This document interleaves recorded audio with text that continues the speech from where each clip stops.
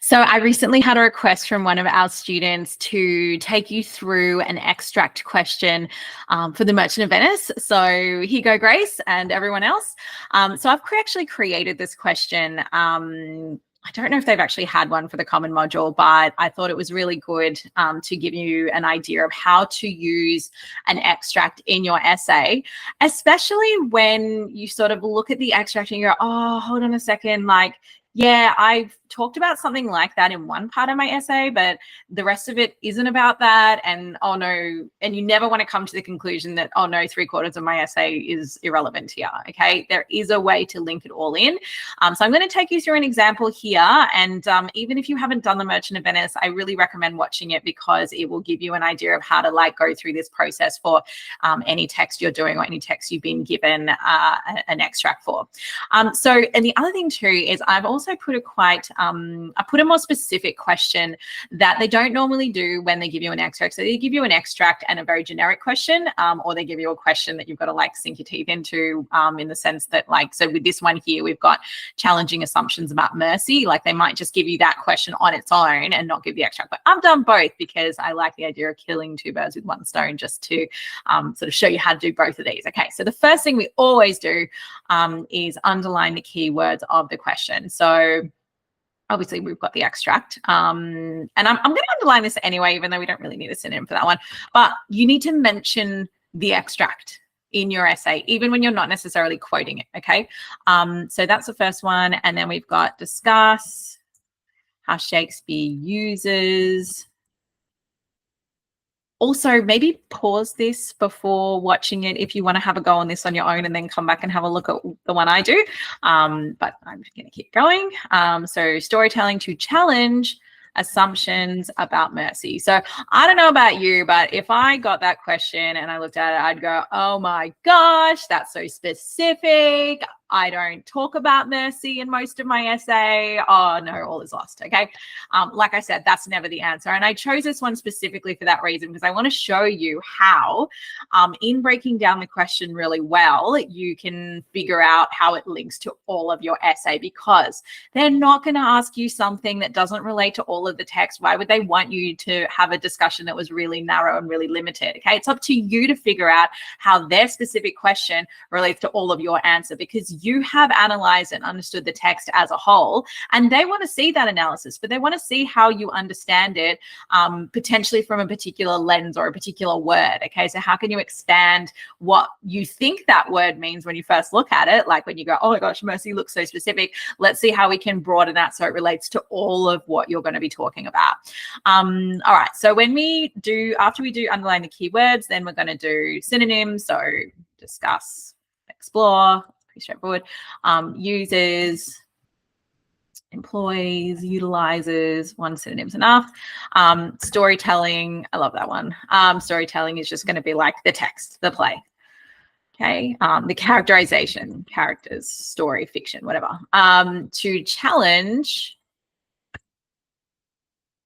What's the synonym for challenge? Okay, if you can't think of one, then go look one up. Okay, when the benefit of actually doing this outside of exam conditions is you can go and look up synonyms, and then you'll get really good with having synonyms ready to go for the words that they ask you, or they'll ask you a question that uses one of the synonyms you found, at which point you know the other word. So I really like using synonyms to look things up in your practice because it just broadens your vocabulary and makes you much more likely to understand what they're asking. Okay, so challenge, we're looking at, objection, confrontation, disagreement, that kind of thing. So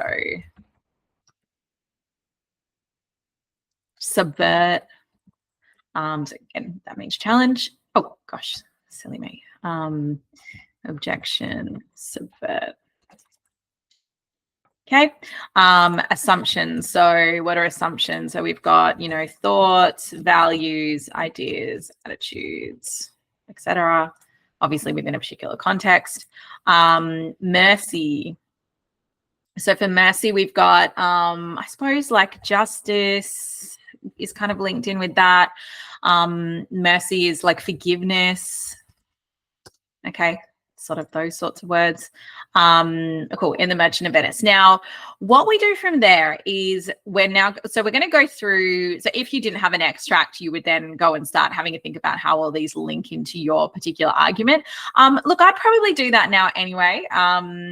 You're going to have reading time, so you would have already kind of read the extract, right? So I'm going to come back to that, because when we go through it, I want to actually underline, like find some quotes that are going to be really handy to use in your essay. But for now, let's just go through how this particular question links in with your ideas, because obviously the extract is based on mercy. So if you kind of know the mercy piece, then you'll have a better do a better job of incorporating the extract. So for paragraph 1, normally I recommend that students are talking about the like anti-Semitism of the era, where, you know, but then the fact that Shakespeare challenges assumptions in this anti-Semitic era, because what he does is he actually shows this Jewish anomaly, Shylock, to be human, you know, and that wasn't how Jews were represented back then. It was very much like, oh, you know, you're just born a villain and you stay a villain and you're a villain, right? So, and that's how they used to portray them. But Shakespeare actually shows how he has been persecuted, and he starts kind of bringing up a very modern conversation, actually, very progressive notion that are people born villains, or are based on, you know, I suppose their environmental factors. And so it brings in like a nature versus nurture conversation, where are you born a certain way, or you do become a certain way because of the environment you're in, because of persecution you faced. So that's normally where I think it's the best place to start. And I always like to set essays up in a sort of chronological way, because then you capture all of the response.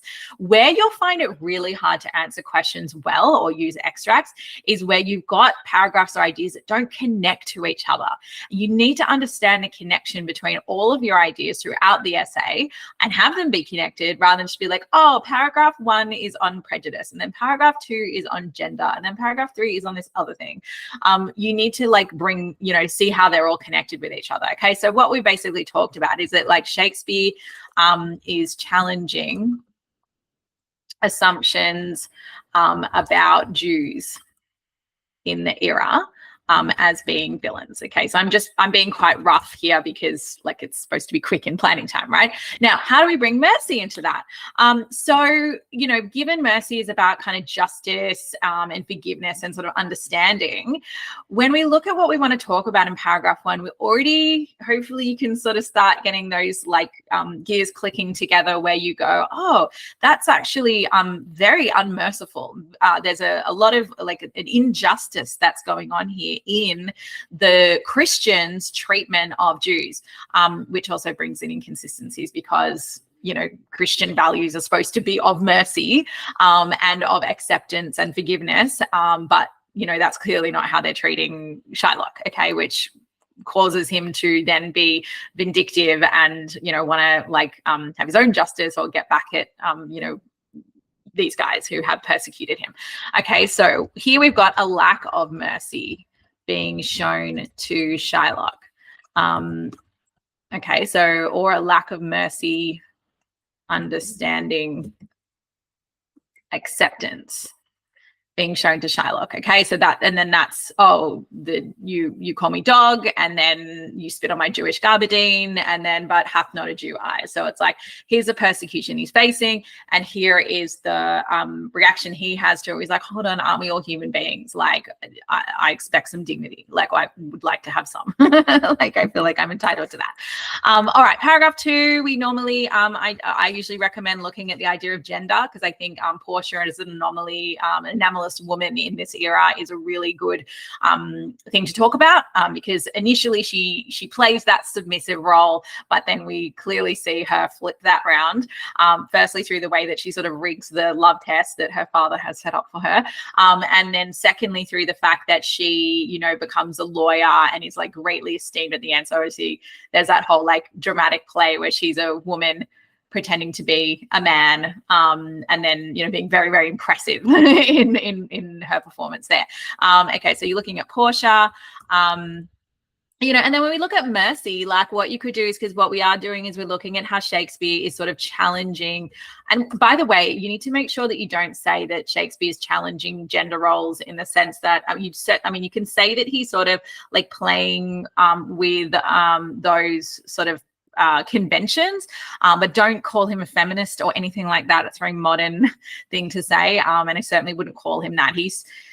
With Shakespeare, he was just an entertainer, right? And one of the things that is very entertaining is when people play around with different conventions and different paradigms. And, the point with Shakespeare at the end is it all goes back to where it should be, right? So Portia goes back to her place, Shylock is back to whatever it is place that he was supposed to be in, which was with no dignity, in alignment with the paradigms of that era. And, they all live like happily ever after. Just joking. But, he always like wraps it up in a bow of, okay, let's return back to convention. But he does sort of challenge this notion of like that Jewish representation, but he goes back to convention at the end. And that's worthwhile noting, because therefore we don't know if he's necessarily trying to like challenge society or change their mind.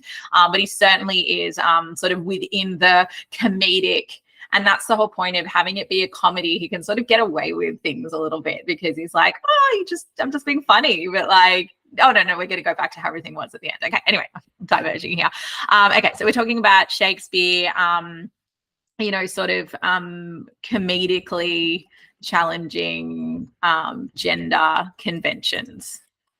Was he doing it to make people laugh? Was he doing it to make people change their mind about women? Who knows? I mean, back in Shakespeare's era, it was funny because there were no female actors anyway, actresses. So it was a man actor playing a woman playing a man, right? So very progressive from a gender identity standpoint. But yeah, anyway, so again, we don't really know exactly like what he was trying to challenge, but we do know that he does sort of undermine or play around with those roles in that era. So, okay, when we're looking at that, and then we want to go, okay, well, how does that link to mercy? Okay, well, perhaps there's a lack of mercy that Portia is shown with her ability to like choose her own partner, and that's why there's a love test there or something, so the idea with mercy is maybe that might be a little bit obscure, but what else can we come up with? So I mean, what you definitely can use is the fact that obviously she challenges like the gender roles by taking on that role of a lawyer, at which point we start seeing that her little speech here comes in very handy, because she's obviously very articulate, very intelligent, and she's playing the role of a man, and that's where you could bring that in. So I reckon you could say, especially if you're looking at it from a more modern perspective, that there is a lack of kind of mercy and justice for women and the capabilities that they have. I think you could get away with that one. Suggests there to be a lack of mercy or appreciation for female capability. Okay, and then paragraph 3, I normally actually recommend talking about mercy itself, right, where there's an inconsistency between the Christian notion of mercy and the application of it once, the tables are turned and they just like figure out that, Shylock can't have his pound of flesh, so now we're going to punish you. And they basically like strip him of all of his dignity. They take everything from him, and then they make him convert to Christianity, which is probably like the worst thing for him. So there is a final quote I could have done here actually. You take my life when you do take the means by which I live. Okay, so very important to sort of consider that there was an inconsistency, and then that's obviously very clearly looking at mercy. So what you kind of see I've done here is I've taken this word and I've talked about challenged assumptions in each of the paragraphs. And, and then so what you would say, I suppose, with the challenge assumption part for this third paragraph, like, I suppose through conveying or illustrating Shylock as someone that's got these human capacities, like the fact that he does say, you do take the means by which I live, there is a challenging of the assumption that a mercy has been applied, at least from a modern reading, a modern perspective. So we could certainly say, from a modern perspective. the application of mercy is the assumption that mercy has been attained is challenged. Now, I don't expect you to write all that full out in under exam conditions, but obviously knowing what each of your paragraphs about and thinking about how the words link into each of them before you start writing is going to give you a much better response than if you just go, oh, half of this doesn't relate to mine, I'll just write an essay that doesn't answer the question. Don't do that. Okay. All right. Then we're going to look at the actual extract. So let's say, it was a very generic question. Maybe they didn't even talk about mercy. They just said Shakespeare uses storytelling to challenge assumptions or something. And then you go, oh, okay, how does this link in here?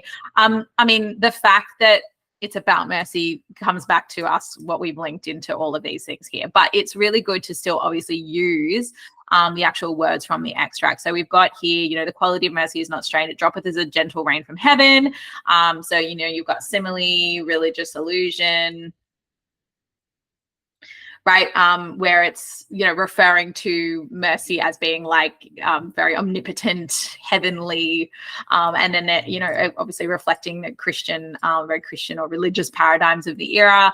And then that continuation of blessed, it blesseth him that gives and give him that takes. So again, like there's this notion, there's this like proposition that there's an equality here. So someone that gives mercy will get mercy. And so you should give mercy so you get mercy, right? Which again is kind of like inconsistent when push comes to shove and Shylock doesn't have anything he can't do the whole pound of flesh thing. They're like, oh, you don't get any mercy, or they think they're giving him mercy, but we can see that it's a very, very harsh form of that.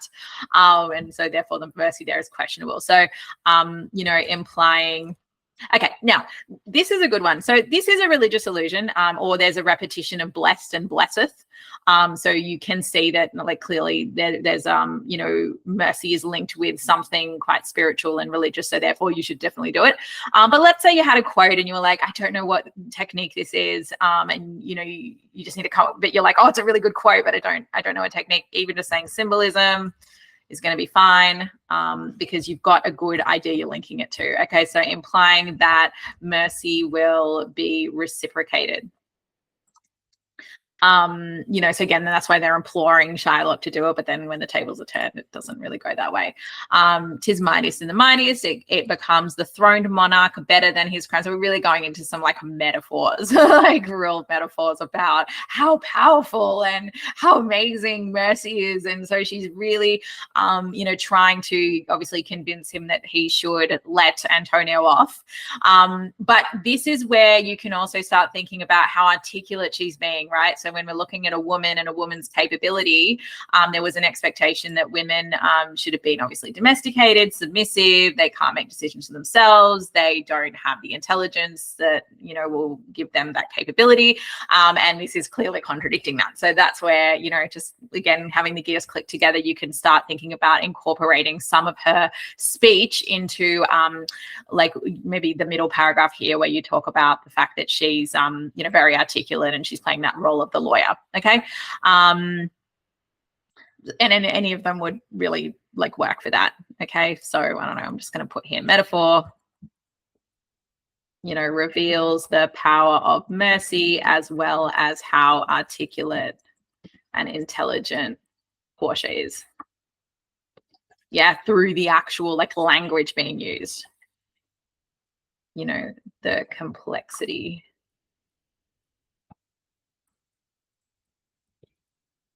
Okay.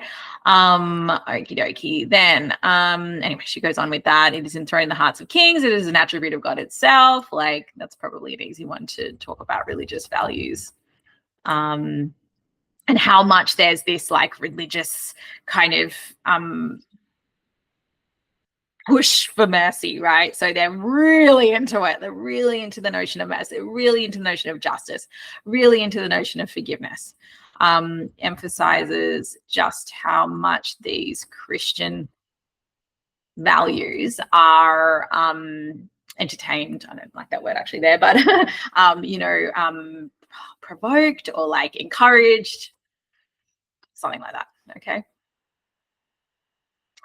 And earthly power doth then show like as God when mercy seasons justice, therefore due. So speaking to him, through justice be, though justice be thy plea, consider this, that in the course of justice, none of us should see salvation. We do pray for mercy, and that some prayer doth teach us all to render the deeds of mercy. So she's really trying to let go, oh, we're all one, we should all do this together, and none of us, it's, you know, all of us are one of us, like, sorry, it's all or not, you know, we've got to do this together, right? So you know, she's creating this sense that he's one of them, you know, which is interesting. So doth teach us all. So I would say like the collective use of us all creates a sense of equality with Shylock, which I would say is probably just trying to manipulate him into showing them mercy, rather than, obviously, again, when the tables are turned, not quite so merciful, are they? Right? Yeah, but this is inconsistent later when they are supposed to be showing mercy to him. Okay, all right. Now, hopefully you could start seeing it. This bit here, it starts to work. It would actually work really nicely when you're talking about this first paragraph, okay? Because we've got this idea that like there is this lack of equality and lack of mercy towards Jewish people. But then when it comes to Shylock, they're like, oh, no, we're all in this together. Put that quote in, right? But then, you know, as things go on, we can see that that's not the case. So how I would integrate that is I would go, you know, they're spitting on, like when he goes, for example, using that quote, they spit on my Jewish garbadine, you can see that anti-Semitism. Then go, ironically, however, in the extract given, very important to say that, Portia, you know, attempts to create a sense of equality and acceptance with Shylock in alignment with Christian values. However, you know, this is later contradicted with the lack of mercy that he, you know, is given. Hopefully that doesn't double up too much with the last paragraph, but the idea there is to go, you know, there are these Christian values, but then they're contradicted by the fact that they're going, oh, you dog spitting, etc. And then him being like, but hath not a Jew eyes. So we're given this like real human view of Shylock, which I would say, even especially, so I really like that last quote. I'm just going to show you again. You take my life when you do take the means whereby I live. That's the closest quote you can find to showing that, you know, Shakespeare may well be have been, you know, challenging assumptions about, or anti-Semitic assumptions, and saying that mercy is not given to him. But, you know, can't be sure either. But yes, you know, that's the best way of sort of saying that, you know, like we can assert, you know, we're asserting that from a, like almost a more modern perspective. Okay, cool. So then we've got how you can incorporate it into this paragraph, because we've got this really like eloquent woman who's pretending to be a man, which obviously challenges that whole thing. And you've got the quote. And then obviously the last one is very much going to be linked specifically in with this one. So hopefully you can see how I've taken this idea that you probably didn't think was relevant to all the other parts of the play, that, you know, are obviously the best parts to talk about, because at the end of the day, like Shakespeare's just challenging assumptions. It could be assumptions about Jews, it could be assumptions about gender, it could be assumptions about mercy, and in the end he goes back to all of the conventions, you know, you know, like Christians dominate, the women go back to their, you know, marital houses, and you know, Shylock doesn't get any kind of, well, whatever, he gets whatever version of mercy they think is there. But like, it's all very much like order is restored at the end. So Shakespeare's all about, you know, playing with conventions and then restoring order at the end. So if you can kind of understand how they're then all connected, and I picked mercy, but any one of the themes, you know, they all should link in together. You just have to have a think through how they do it. And like, I'm just going back to my first statement on this. Do not go into any exam going, oh my God, they could ask anything. What if I didn't prepare the right thing? Like, they can't ask you anything outside of the text. They can't ask you anything outside of the rubric. So if you prepared that well, and you've done practice question, like, also don't just rely on what I'm saying. I'm not to be trusted, in the sense that go try it for yourself. Okay, go do as many questions. You see a question that looks really hard, go practice it.